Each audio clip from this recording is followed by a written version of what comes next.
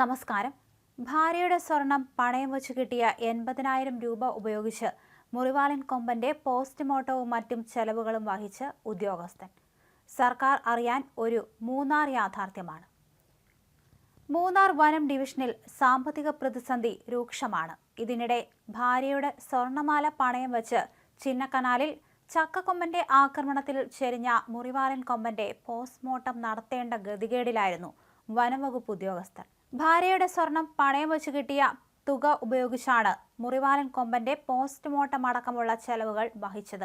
പക്ഷേ ഇതൊന്നും സർക്കാരിന്റെ കണ്ണു തുറക്കുന്നില്ല. ചക്കക്കൊമ്പന്റെ ആക്രമണത്തിൽ മുറിവേറ്റാണ് മുറിവാലൻ കൊമ്പൻ ചെരിഞ്ഞത്. കഴിഞ്ഞ ഓഗസ്റ്റ് 2-നായിരുന്നു ഇരുവരും തമ്മിൽ ഏറ്റുമുട്ടിയത്. സംഭവത്തിൽ മുറിവാലൻ കൊമ്പന് പുറത്താഴത്തിലുള്ള പരിക്കേറ്റിരുന്നു. മുറിവുകൾ പഴുത്തതോടെ ആന അവശനിലയിലായി. തുടർന്ന് ചിന്നക്കനാൽ വിലക്കിൽ നിന്നും 500 മീറ്റർ അകലെയുള്ള വനമേഖലയിൽ ആന ചെരിയുകയായിരുന്നു. ശ്വാസകോശത്തിനേറ്റ ആഘാതമാണ് മുറിവാലൻ കൊമ്പന്റെ മരണകാരണമെന്നാണ് പോസ്റ്റ്മോർട്ടം റിപ്പോർട്ട്. ഇതിന് പണം മുടക്കിയ ഉദ്യോഗസ്ഥന്റെ പേര് പുറത്തു വന്നിട്ടില്ല.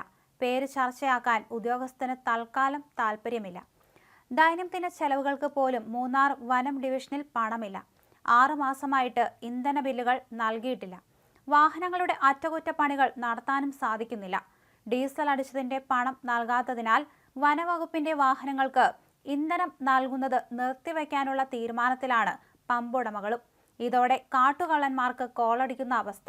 കഞ്ചാവ് വളർത്തലുകാർക്കും കോളടിച്ചു.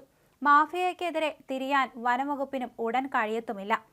സാമ്പത്തിക പ്രതിസന്ധി മറികടക്കാനായി ജീവനക്കാരുടെ എണ്ണം കുറയ്ക്കുകയാണ് വനവകുപ്പ് ചെയ്യുന്നത്. നേരത്തെ ഡ്രൈവർ, വാച്ചർമാർ, ദ്രുതകർമ്മ സേനാംഗങ്ങൾ, ഡേറ്റ അനലൈസർമാർ എന്നീ വിഭാഗങ്ങളിലെ താൽക്കാലിക ജീവനക്കാർ 22 മുതൽ 26 ദിവസം വരെ ജോലി ചെയ്യണമായിരുന്നു.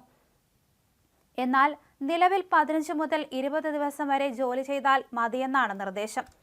ചക്കക്കൊമ്പന്റെ ആക്രമണത്തിൽ പരിക്കേറ്റ് ചെരിഞ്ഞ മുറിവാലൻ കൊമ്പന്റെ ദേഹത്ത് നിന്ന് പോസ്റ്റ്മോർട്ടത്തിനിടെ പെല്ലറ്റുകൾ കണ്ടെത്തിയ സംഭവത്തിൽ വനവകുപ്പ് കേസെടുത്തിട്ടുണ്ട്.